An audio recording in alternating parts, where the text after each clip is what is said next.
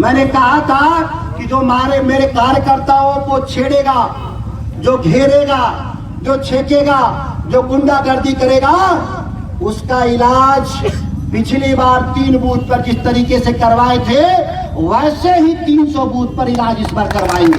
और बड़ा खबराया हुआ है कि भारतीय जनता पार्टी का आईटी सेल और मीडिया के सहयोग से पूरे बिहार में टीवी चैनल पे चलवा रहा है कि बक्सर का सांसद लाठी से पीटने का बात किया। बूथ लुटेरे को लाठी से नहीं पीटा जाएगा तो क्या उनका फूलमाला से स्वागत होगा क्या?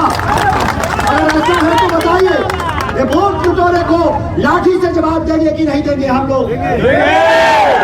एक प्रशासन के बल पर जो बूथ लूटने का जो षड्यंत्र रच रहे हैं, जो लगातार कल रात में मेरे 3 कार्यकर्ताओं के घर पे जो पुलिस ने छापामारी किया, क्या ये न्याय संगत है? अगर न्याय है तो भाजपा के पूर्व विधायक अशोक सिंह के घर पर छापा मारिए, करोड़ों रुपए नहीं मिलेंगे तो मैं चैलेंज कर रहा हूं। करोड़ों रुपए ये जो मंत्री है उसके घर से पैसे बांटे जा रहे हैं। मोहनिया के पगनी गांव में बैठा हुआ मंत्री के घर से लगातार गरीबों में पैसे बांटने के सरकारी अधिकारियों की गाड़ियों को चेक कर लीजिए, जिनके गाड़ियों में दारू के, शराब के पेटी लाद के घूम रहे हैं, साड़ी लाद कर घूम रहे हैं सरकारी गाड़ियों में। ऐसे लोगों से हम लोग लड़ेंगे, अंतिम दम तक लड़ेंगे और रामगढ़ के राजनीतिक इतिहास को और पूरे बिहार की राजनीति को दिशा जो हमने दिया है, इससे हम पीछे नहीं हटने वाले। चुनाव डंके के चोट पर जीतेंगे जैसे पिछली बार जीते। मुझे याद है हमारे जो प्रबंधक है पिंटू सिंह, पिछली बार बूथ पर उनको राड से भारतीय जनता पार्टी को लोग सर में राड पर लोहे के राड से मारकर सर में फोड़ने का काम किया था। उन गुंडों को आज भी हम जानते हैं। वो गुंडे चाहते हैं कि हम दोबारा इस तरह से हम करेंगे। हम लोग पीछे नहीं हटेंगे, हम लोग दृढ़ संकल्पित है, मुकाबला करेंगे। हम चल सकते के साथ अपनी वाणी को विराम देते हैं। जय हिंद। बिहार में विधानसभा उपचुनाव चल रहा है 4 सीटों पर। रामगढ़ में भी चुनाव है। रामगढ़ से विधायक हुआ करते थे सुधाकर सिंह, राजद से। उसके बाद सांसद हो गए, क्योंकि सुधाकर हमेशा गरीब गुरबों, किसान कमेरों, खेतिहर मजदूरों की बात करते हैं, तो बक्सर से सांसद हो गए। अब रामगढ़ की सीट खाली हुई है।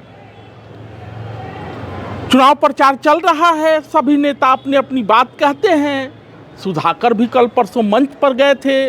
वहाँ मंच पर उन्होंने एक बात कही कि 2020 में तो कुछ सीट पर हुआ था, लेकिन इस बार अगर वैसा होगा तो डंडा लाठी चल जाएगा।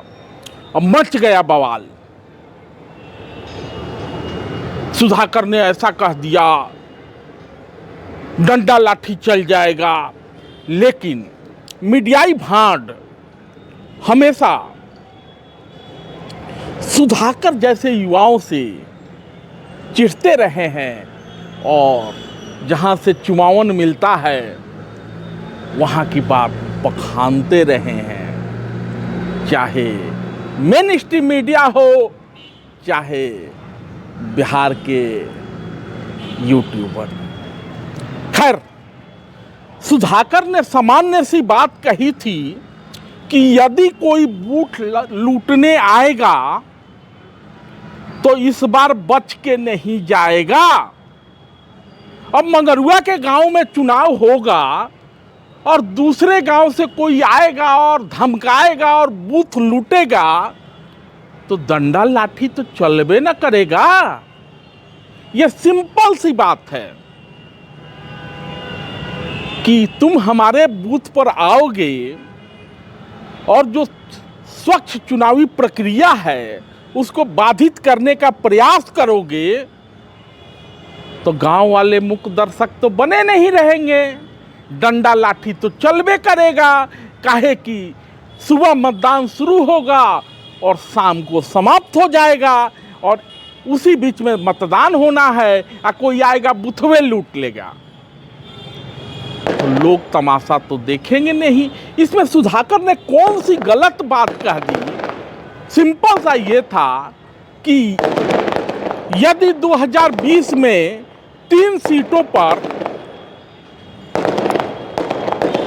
विरोध हुआ था अब फिर से वैसा ही माहौल बन रहा है। यदि इस बार 2020 वाला खेला होगा तो पुरकस व्यवस्था है। तो भैया पुरकस व्यवस्था तो जो चुनाव लड़ रहा है वो अपने मतदाताओं के मताधिकार की रक्षा के लिए चुनाव आयोग तो है ही, लेकिन मताधिकार के रक्षा के लिए, अपने मतदाताओं के मत के रक्षा के लिए और अपने पक्ष में गोलबंदी के लिए नेता को तो मजबूत होना ही पड़ता है। सुधाकर ने ये तो नहीं कहा कि हम जाएंगे और बूथ लूट लेंगे। सुधाकर ने ये कहा कि 2020 वाला खेला होगा तो डंडा लाठी तैयार है। तो इसे तैयार रहता है। सरकार का काम है स्वच्छ और पारदर्शी चुनाव कराना, लेकिन प्रत्याशी की सजगता भी उतने ही मायने रखती है, क्योंकि सुबह मतदान शुरू होगा, शाम को खत्म हो जाएगा। और अगर आप कंप्लेन करते हैं उसके बाद वो चीज़ पेंडिंग में चला जाता है, हार जीत हो जाती है, तो सुधाकर ने गलत कहाँ कहा। तो ढोल पीटते रहो, लेकिन रामगढ़ में पुरकस तैयारी है, जैसा सुधाकर ने कहा। धन्यवाद।